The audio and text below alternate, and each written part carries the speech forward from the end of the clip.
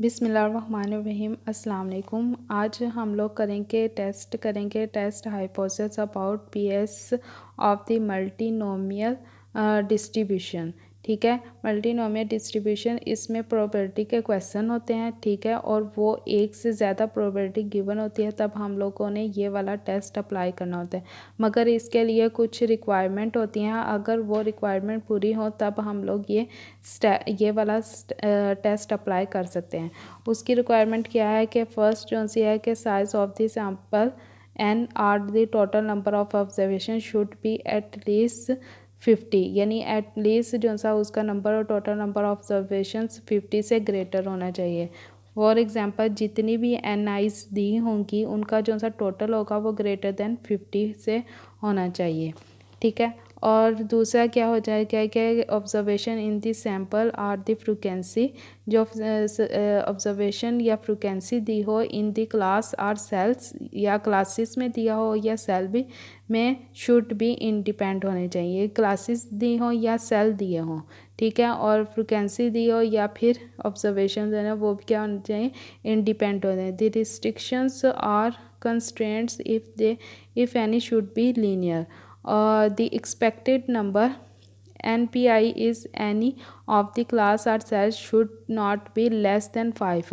और अगर हम लोग ये वाली चीज़ फाइंड करें, ये वाली चीज़, ठीक है, ये वाली चीज़ फाइंड करें और उन हर क्लास के लिए, हर सेल के लिए, तो वो क्या हो जाएगा, ग्रेटर देन 5 होने चाहिए। जैसा ये है एक स्टेप के n तो मैंने बता दिया कि total number of observation greater than 50 होना चाहिए, और NPI यानी हर सेल की यानी greater than equal to less than नहीं होनी चाहिए 5 से, यानी ग्रेटर होनी चाहिए। अगर किसी की, यानी इसमें लिखा हुआ है कि अगर किसी की 5 हो सके तो कंबाइन कर सकें विद 1 और मोर अदर क्लासेस, यानी अगर किसी की 5 से कम हो जाती, अगर ये क्लासेस में किसी की 5 से कम हो जाती तो फिर हम लोग इसको और किसी और को साथ मिला के उसकी भी हम लोग एक्सपेक्टेड नंबर 5 से ग्रेटर करते थे। ठीक है, टेस्ट स्टैटिस्टिक्स टेस्ट में सारा कुछ वही होता है कि हाइपोथेसिस बनाई जाती है, लेवल ऑफ सिग्निफिकेंस होता है, टेस्ट अप्लाई किया जाता है, और क्रिटिकल रीजन होता है, कंप्यूट करते हैं और डिसीजन फाइंड करते हैं। इसमें जो से होता है कि प्रोबेबिलिटी गिवन होती है और वो एक से ज़्यादा होती है प्रोबेबिलिटी गिवन। ठीक है, उसके हाइपोथेसिस यानी H0 कैसे बनेगी, P1 is equal to P10, P2 is equal to P20, so on Pk is equal to Pk0। ठीक है, अगर 1 2 दी होंगी तो फिर हम लोग यहाँ ये वाला और ये वाला लिखें। अगर 3 दी होंगी तो फिर P3 is equal to P30 लिखेंगे। ठीक है, के का मतलब कि यही होता है कि 1 2 3 सो ऑन जाती रहेगी। ठीक है, अगर इक्वल है तो सेकंड में क्या आना चाहिए, पी के H1 में क्या आना चाहिए, नॉट इक्वल होना चाहिए। आई नॉट लिख दिया है, इसको कंबाइन करके लिख दिया है। ठीक है, और टेस्ट स्टैटिस्टिक्स में chi square is equal to summation I is equal to 1 से K NI minus NPI0 whole square divided by NPI0 होता है इसका फार्मूला। ठीक है, और क्रिटिकल रीजन क्या होता है, chi square greater than equal to chi square alpha K-1। सिर्फ इसमें इक्वल का होता है टेस्ट अप्लाई, लेस देन और ग्रेटर का टेस्ट नहीं अप्लाई होता। ठीक है, ये एग्जाम्पल करते हैं किस तरह ये क्वेश्चन सॉल्व होगा। In a genetic experiment involving the crossing of two types of bees, Mantel observed 315 around and yellow, 108 around and green, 101 angular and yellow, and 32 angular and green seeds from the plants. But his theory of heredity called for a ratio दिए गए हुए हैं। Ratio क्या है, 9331, using a 5% and 1% level of significance, do the data support the theory. ठीक है, अब इसमें हम लोगों को रेशियो दिए हुए हैं। ठीक है, और हम लोगों ने प्रोबेबिलिटी फाइंड करनी और लेवल ऑफ सिग्निफिकेंस भी गिवन है। ठीक है, और इसमें कुछ ग्रेटर देन या इक्वल की कंडीशन नहीं है, और मैंने पहले बता दिया कि इक्वल और ग्रेटर नहीं आएगा इस टेस्ट में, सिर्फ इक्वल आएगा। ठीक है, पहले हम लोग H0 बनाएगा। इसमें रेशियो कितने हैं, 1 2 3 4 4 है ना, इसलिए 4 प्रोबेबिलिटी बनेगी। ठीक है, P1 P2 P3 P4। ठीक है, P1 किस तरह लिखा है 9/16, यानी इन तमाम रेशियो को प्लस किया तो वो क्या आ गया 16 आ गया। ठीक है, तो वो क्या हो जाएगी 9/16। फिर P2 किस तरह लिखा जाएगा 3/16। फिर 3 किस तरह लिखी जाएगी P3 किस तरह लिखेगी 3/16। और P4 किस तरह लिखी जाएगी 1/16। ठीक है, और n कितना है n = 5 5 6। इनका टोटल कितना है, यानी ये ऑब्जर्व्ड है ना, ऑब्जर्व्ड का मतलब क्या था NI। ये देखें, ये मैंने एक फार्मूला है, इसके बैक साइड पर एक फार्मूला है ये। ठीक है, इसमें क्या कह रहा है कि if a sample of n observed is distributed our case classes such that the observed frequency in the ith class is ni, expected frequency in the class is npi। ठीक है, ये जो सा फार्मूला मैंने लिखवाया था ni क्या होता है ऑब्जर्व्ड ni होता है, और pi क्या होता है एक्सपेक्टेड pi होता है, और एक्सपेक्टेड p ऑफ i, यानी n क्या होता है ऑब्जर्व्ड ऑफ n। और जो हमारे पास ऑब्जर्व्ड क्या थी, ये थी ऑब्जर्व्ड क्या है 315 108 101 32। इन सारों का टोटल किया तो वो कितना हो गया 556। H1 में क्या था, मैंने क्या बताया था H1 क्या होगा, अगर ग्रेटर इक्वल है तो नीचे क्या हो जाएगा नॉट इक्वल, वही नॉट निकला। लेवल ऑफ सिग्निफिकेंस यानी इसके लिए भी फाइंड करना है और इसके लिए भी। का स्क्वायर का फार्मूला लिखा है। फिर फोर्थ स्टेप में हम लोगों ने कंप्यूटिंग यानी उन्होंने पहले कैलकुलेट कर दिया, यानी इस फार्मूले को पहले कैलकुलेट कर दिया, फिर क्रिटिकल रीजन आप लोग टेस्ट स्टैटिक्स से लिख दो। ठीक है, फिर उसका क्रिटिकल रीजन लिख दो। क्रिटिकल रीजन क्या होता है, ये chi square greater than equal to chi square alpha k-1। और ये मैंने टेबल से बताया भी है, उन्होंने ये स्टेप किया हुआ है। अल्फ़ा क्या आ गया 0.05, k-1 कितनी ये वैल्यू है 1 2 3 4 है ना, तो 4 में से माइनस k क्या हो जाएगा, k क्या है 4, तो k-1 क्या हो जाएगा 3, और वो 3 है। और फिर मैंने टेबल में बताया कि किस तरह हम लोगों ने ये क्या है 3 क्या है डिग्री ऑफ फ्रीडम है। ठीक है, और इसकी वैल्यू हम लोगों ने टेबल में देख के वो हम लोगों ने ये लिख दी है। ठीक है, अब हम लोग 5 में क्या करते थे कैलकुलेट करते थे ये वाला फार्मूला। ठीक है, पहले हम लोगों ने निकालना है NPI0। ठीक है, NPI0 I for range for कितनी थी 1 2 3 4, कितनी थी 1 2 3 4, इसलिए 4 तक जाएंगे। पहले है कि n तो वैसे है PI की जगह 1 पुट किया और वो 0। ठीक है, n कितना है टोटल कितनी वैल्यू थी, ये ऑब्जर्व्ड वैल्यू कितनी थी 556, ये लिखे हुए 556 मल्टीप्लाई P10 का मतलब क्या है कि ये वाली वैल्यू P10 ये वाली वैल्यू, और वो हम लोगों ने ये लिख दी। फिर n हमारा वो है P20 क्या होगा, ये वाली P20 क्योंकि यही था ना P1 इक्वल P10 इक्वल के बाद जो वैल्यू होगी वो क्या होगी P10, वही है इक्वल के बाद P10। ठीक है, इसी तरह ये सारी लिख दी। अब हम लोगों ने क्योंकि ये सेल थे क्लासेस तो गिवन नहीं थी, तो सेल कितने थे 1 से 4। NI ये जो NI ये वाली लिखी थी 315 108 101 32, ये हम लोगों ने ये लिख दी। ठीक है, उसका टोटल ये आ गया। NPI0 यानी हर सेल की वैल्यू लिख दी, सेल 1 सेल 2 सेल 3 सेल 4 की, ये क्या हो गया NPI0 में लिख दी। ठीक है, फिर हमें क्या चाहिए था माइनस चाहिए था NI के साथ, NI को माइनस किया इसके साथ तो वो कॉलम बन गया। फिर हमें चाहिए था होल स्क्वायर, तो हम लोगों ने इस वैल्यू का होल स्क्वायर लिया, वो ये आ गया। फिर डिवाइड करना था NPI को, यानी इस कॉलम को डिवाइड करना था इस कॉलम के साथ, यानी इसकी वैल्यू को, हर वैल्यू को, इसकी वैल्यू को इसके साथ डिवाइड करना था, इसको इसके साथ वो यहाँ लिखनी थी। उसका जो सा सम था ना वो हम लोगों को इस स्टेप में लिखना था, ठीक है। और फिर हम लोगों ने क्रिटिकल रीजन से हम लोगों ने फिर कहना था कि ये एक्सेप्ट है या फिर रिजेक्ट है, ठीक है। ये मैंने पहले पीछे वीडियो में भी बता दिया था। अब और क्वेश्चन भी देखते हैं कि किस तरह सॉल्व। मैं ज़्यादा नहीं बताऊंगी बाकी, क्योंकि पिछली वीडियोस में भी मैंने टेस्ट अप्लाई करना सिखा दिए थे। सिर्फ H0 H1 बताऊंगी, ठीक है, और उसका टेस्ट बताऊंगी कि किस तरह फाइंड करना है बस। और बाकी आप लोग खुद देख लेना कि किस तरह किया होता, ठीक है। क्वेश्चन पढ़ते हैं।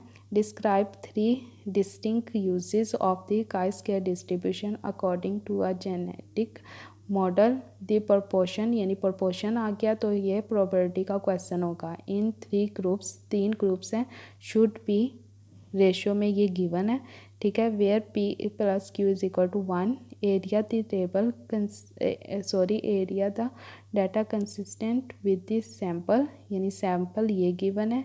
If P is equal to 0.04। आप इससे पता ही नहीं चल रहा कि ये क्या है क्या नहीं है। सबसे पहले हम लोगों ने H0 बनाना है। H0 किस तरह बनेंगे, जो हमारे पास रेशियो में वैल्यू होगी वो हमारे पास H0 में लिखी जाएगी।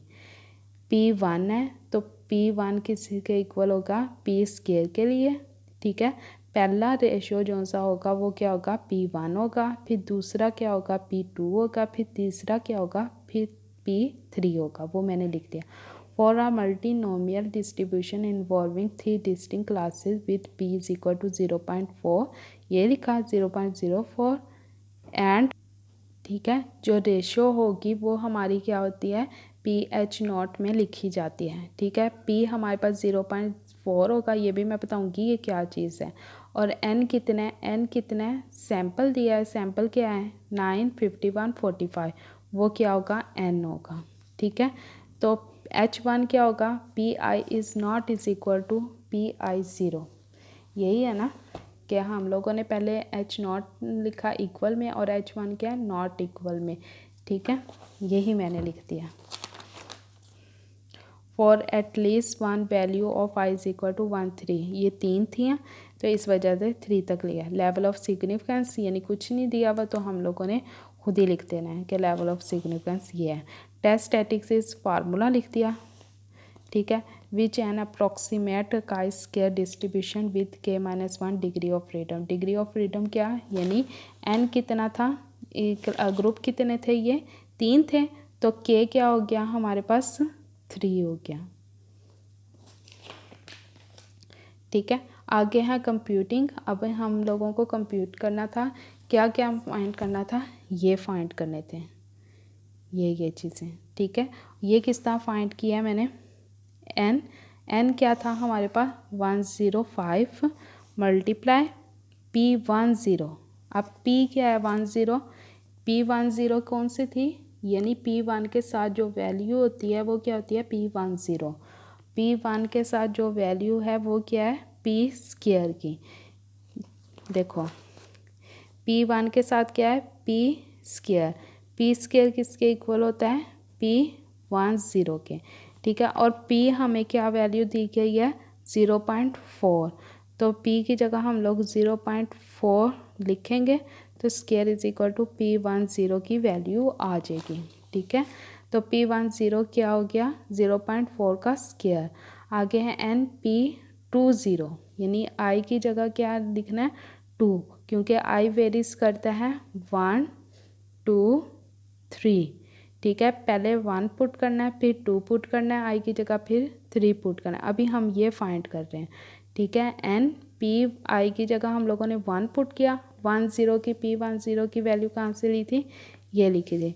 फिर P20 उसकी वैल्यू क्या लिखी है, ये लिया, ठीक है, वो लिख दिया। अब ये क्या है P20 क्या है, P20 किसके इक्वल है, ये है 2PQ। P की वैल्यू क्या ऊपर गिवन है, ये गिवन है 0.4, तो Q निकल सकता है ना, P plus Q is equal to 1, तो Q is equal to 1 minus P की वैल्यू क्या है 0.4, वो ये, और Q की वैल्यू वहाँ से निकलेगी। फिर 3, फिर इन तीनों को हम लोगों ने क्या करना था कि n के साथ माइनस करना था इसको। ni क्या है, ये वाली वैल्यू, n1 ये है, n2 ये है और n3 ये है, ठीक है।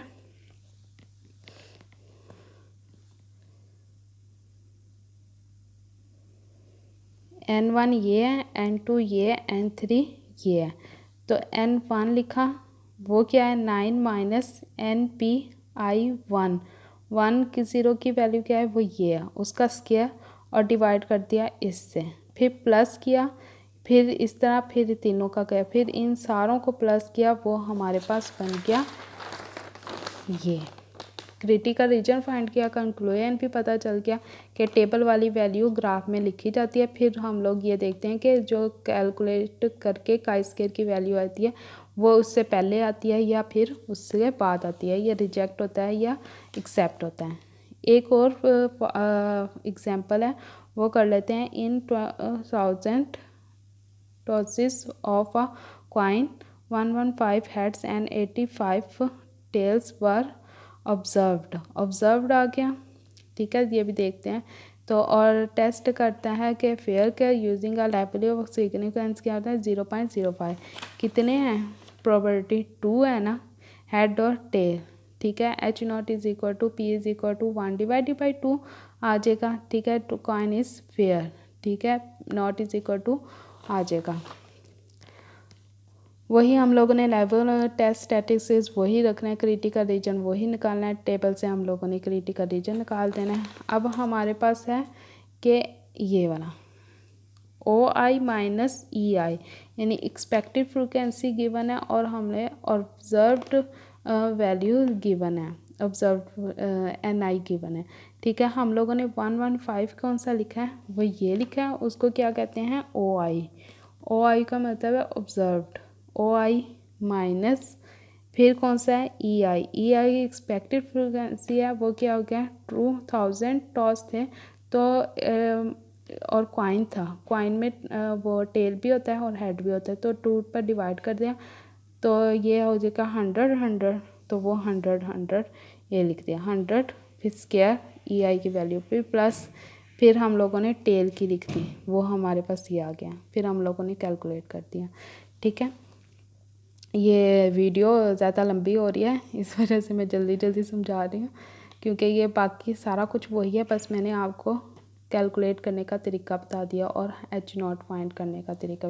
अब यहाँ ग्रेड्स हैं, ठीक है, उसमें ग्रेड्स है और फ्रिक्वेंसी दी हुई है, लेवल ऑफ सिग्निफिकेंस दिया हुआ है, test of set distribution of the great uniform का मतलब है इक्वल, यानी हर एक उसकी वैल्यू इक्वल है, यानी कितने इसकी प्रोबेबिलिटी क्या बनेगी सारों की, इन सारों को प्लस किया, ठीक है, और इन यानी फ्रिक्वेंसी को प्लस किया और हर एक की वैल्यू 1 डिवाइडेड बाय वो उसका टोटल होगा, ठीक है।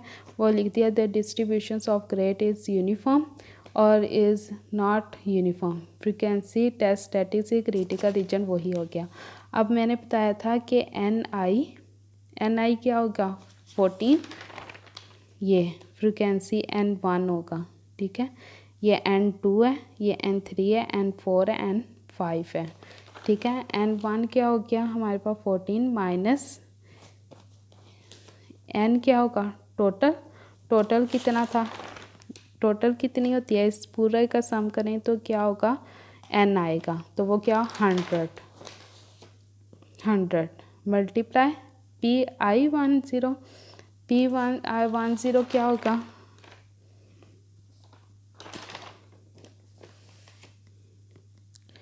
सॉरी एक जगह मैं गलत बोल गई हूँ, ये देखो N1 लिया, N1 की वैल्यू क्या होती है, इसका टोटल का सम जितना तो इस टोटल का जितना भी सम होगा वो क्या होगा N होगा, ठीक है। N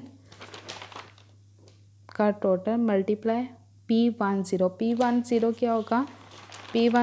क्या होगा यानी ये कितनी है 1 2 3 4 5, P10 क्या होगा यानी Pi0 क्या होगा, इसकी भी प्रॉपर्टी क्या हो जाएगी 1/5, 1/5 यानी इक्वल यूनिफॉर्म है ना, तो इसका मतलब है इक्वल है सारों की प्रॉपर्टी। ये कितनी है 1 2 3 4 5, तो हर एक की प्रॉपर्टी 1/5 होगी। ठीक है, वही लिख दिया मैंने। फिर प्लस ये वाली चीज़ जो सी है लिखी होती है वही नीचे लिखी जाती है, वही लिख दिया। फिर प्लस N2 हमारे पास क्या होगा ये 18, फिर N3 क्या होगा 32, N4 क्या होगा 20, N5 क्या होगा 16। ठीक है, वही लिख दिया, उसको कैलकुलेट और फिर कैलकुलेट करना और फिर इस तरह समझ। आई होप आप लोगों को समझ आ गई हो। अगर ना कोई समझ आई तो कमेंट्स में क्वेश्चन पूछ लेना। अल्लाह हाफिज़।